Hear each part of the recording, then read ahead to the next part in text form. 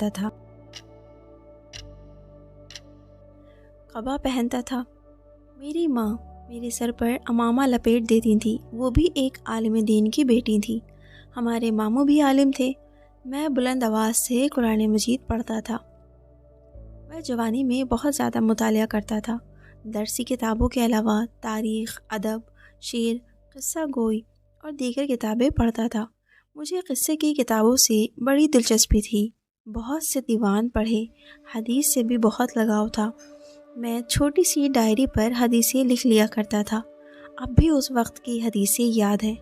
اس وقت کی حدیثیں یاد کرنا مشکل کام ہوتا تھا۔ میں کتابوں کا مطالعہ بہت زیادہ کرتا تھا۔ گھر کے اندر والد کی بہت سی کتابیں تھیں۔ گھر کے قریب ہی ایک کتاب فروش کی دکان سے کرائے پر کتابیں لے کر پڑھتا تھا۔ 15 سال کی عمر سے کتب خانے میں بھی جا کر مطالعہ کرتا تھا۔ حضرت امام علی رضا کے کتب خانے میں بھی جا کر مطالعہ کرتا تھا۔ اس قدر شوق کے ساتھ مطالعے میں غرق رہتا تھا کہ اگر لاؤڈ اسپیکر سے اذان بھی ہوتی تھی تو وہ مجھے سنائی نہیں دیتی تھی۔ مجھے ظہر کے بعد پتہ چلتا تھا کہ نماز کا وقت ہو چکا ہے۔ مجھے کتاب سے بڑی انسیت اور دلچسپی تھی۔ آج 60 سال کی عمر میں اس وقت بھی بہت سے جوانوں سے زیادہ ہی مطالعہ کرتا ہوں۔ آپ کا بیان ہے کہ میرا بچپن بہت تنگی میں گزرا۔ اس وقت جنگ چل رہی تھی، جبکہ مشہد میں تمام چیزیں کافی مقدار میں موجود رہتی تھیں، مگر اس کے باوجود بھی ہمارے گھر گیہوں کی روٹی نہیں کھائی جاتی تھی۔ ہم لوگ عام طور سے جو کی روٹی کھاتے تھے، کبھی دونوں کی ملا کر اور کبھی اتفاق سے صرف گیہوں کی روٹی بھی میسر ہوتی تھی۔ کبھی کبھی رات میں کھانے کا بندوبست نہیں ہوتا تھا تو ہماری دادی جو پیسے ہم بچوں کو دیے ہوتے تھے، ہماری والدہ ہم سے وہ مانگ لیتی تھیں اور انہی پیسوں سے کشمش یا دودھ خریدتی تھیں جو ہم روٹی سے کھا لیتے تھے۔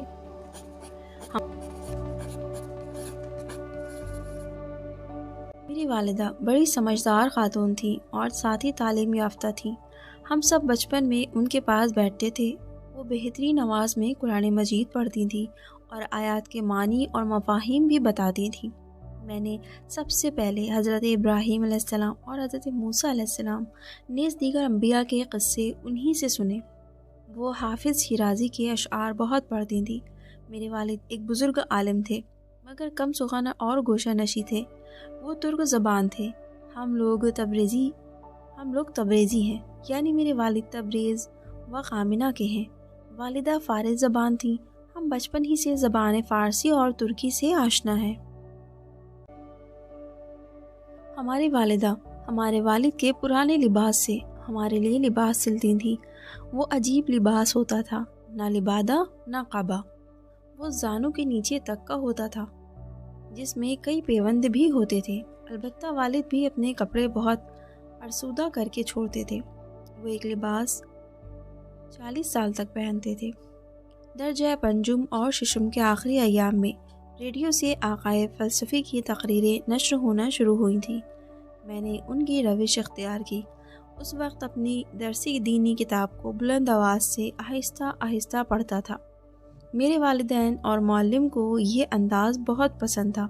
وہ لوگ سن کر میری تشویش کرتے تھے۔ انقلاب سے پہلے بھی ایرانی عوام مجھے بہت دوست رکھتے تھے۔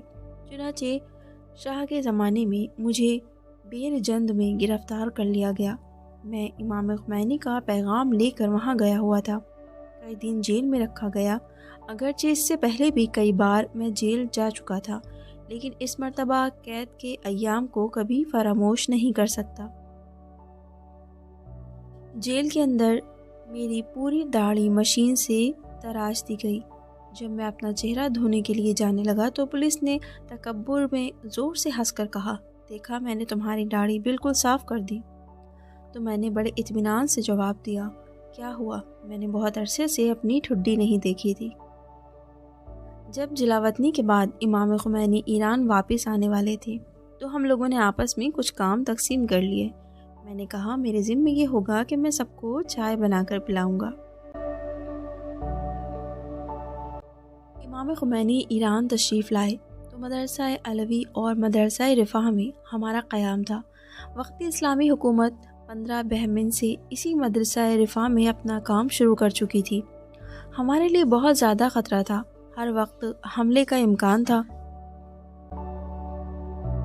بم مارنے کا اندیشہ تھا۔ ہم رات میں امام خمینی کے حکم سے الگ الگ جگہوں پر سوتے تھے تاکہ اگر کوئی حادثہ پیش آ جائے تو سارے انقلابی افراد ایک ساتھ نہ ختم ہو جائیں بلکہ کچھ لوگ باقی رہیں۔ میں کبھی ان راتوں کو فراموش نہیں کر سکتا۔ رات میں مسلسل گولیاں چلتی تھیں۔ میں 22 بہمن کو راستے میں تھا کہ اچانک ریڈیو نے اعلان کیا کہ یہ انقلاب اسلامی ایران کی آواز ہے۔ میں گاڑی سے اتر گیا، روڈ پر ہی سجدہ شکر بجا لایا کہ انقلاب کامیاب ہو گیا۔ اب دیکھیے ذرا ہم اپنے رہبر کی زندگی سے متعلق ان کی سادگی کے چند نمونے پیش کر رہے ہیں۔ سب سے پہلا ہے مہمان کے لیے بھی معمولی چاول۔ ایک شہید کی والدہ جو آپ کی رشتہ دار ہوتی تھی، ان کا بیان ہے کہ ہم جب آپ کے گھر مہمان تھے تو ظہر کے وقت دسترخوان پر آپ کے منتظر تھے۔ آنے کے بعد آپ نے چاول دے کے فرمایا کہ یہ چاول وہ نہیں ہے جو روز پکتا تھا۔ تو بیوی نے جواب دیا، آج عید کا دن ہے، مہمان آئے ہوئے ہیں، کوپنی یعنی راشن کا چاول ختم ہے، لہٰذا یہ آزاد مارکیٹ سے خریدا گیا ہے۔ آپ نے بگڑ کے فرمایا کہ ہماری زندگی میں کوئی تبدیلی نہیں ہونی چاہیے، مہمان آئے ہیں تو کیا ہوا، اگر گھر میں چاول موجود نہ ہو تو چاول نہیں کھائیں گے۔ دوسری جگہ ملتا ہے کہ پرانے اور بالکل معمولی فرش پر قناعت۔ آپ کے بیت الشرف میں بہت معمولی اور موٹا اور وزنی فرش تھا، انہیں بیچ کر مزید کچھ پیسے لگا کر اچھا فرش بچھا دیا گیا۔ تو آپ نے فرمایا کہ مجھے یہ پسند نہیں، وہی فرش بچھایا جائے۔ بڑی مشکلات سے پھر وہی زیو تلاش کر کے بچھائے گئے، جبکہ وہ اس قدر گھس چکے تھے کہ دھاگے بھی دکھائی دے رہے تھے۔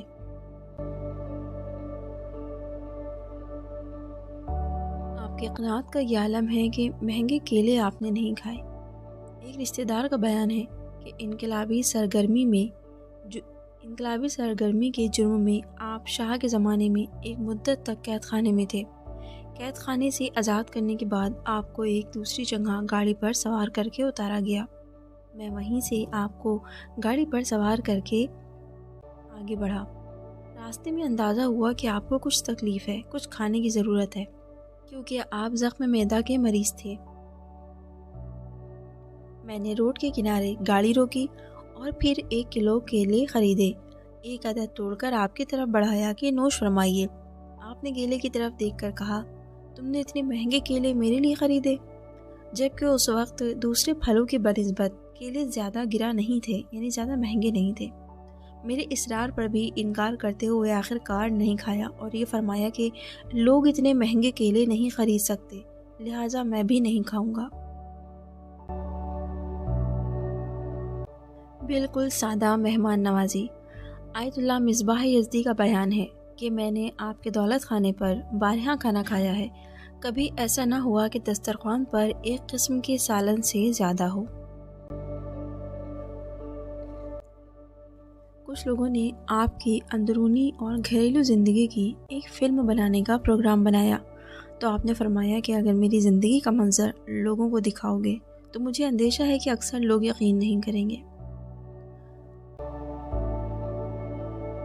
حجت الاسلام والمسلمین آقا توسلی کا بیان ہے کہ ہم دونوں یعنی میں اور آقا خامنائی، ہم دونوں مدرسہ حجتیہ میں ایک کمرے میں رہتے تھے۔ آپ ہر روز صبح کے وقت مدرسے کے دروازے کے سامنے بلند آواز سے اذان دیتے تھے۔ جب بھی آپ کے ساتھ جمکران گیا، آپ کو سب سے الگ پایا۔ امام خمینی کے بعد آپ رہبری کے لیے ذخیرہ الہی تھے۔ عزیزان محترم، جیسا کہ آپ نے اپنے رہبر کی زندگی سے متعلق کچھ اہم پہلوؤں کو جانا، یہاں پہ میرا مقصد بس اتنا ہے کہ آپ اپنی رہبر کی اس سادہ لوح زندگی کو اپنائیں، کیونکہ یہی ہمارے لیے ریئل آئیڈیل ہے۔ آپ کی زندگی جس قدر سادہ اور آسان ہوگی، یقین جانیے وہ اتنی ہی پرسکون اور خوشحال ہوگی۔ اسی کے ساتھ انشاءاللہ ہم اپنے اگلے ویڈیو میں کسی اور رہبر کا ذکر کریں گے۔